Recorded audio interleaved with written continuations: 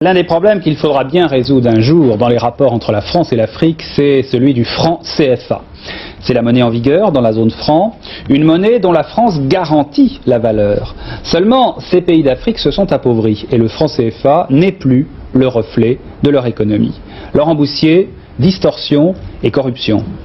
Un franc CFA égale 2 centimes ou 500 francs CFA pour 10 francs français. Depuis 42 ans, cette parité fixe a été pour 14 pays d'Afrique noire francophone un facteur de stabilité et une assurance tout risque pour des économies parfois naufragées. Une assurance dont ont plus profité les dirigeants africains que leur peuple. La liberté de transfert et la convertibilité illimitée du CFA ont favorisé tous les trafics, de la fabrication de faux billets à la fuite des capitaux.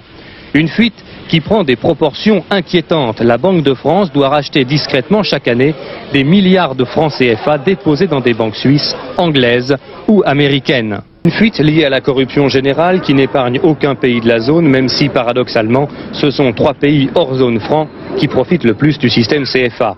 Au Ghana, au Zaïre et surtout au Nigeria, il existe une véritable chasse aux francs CFA.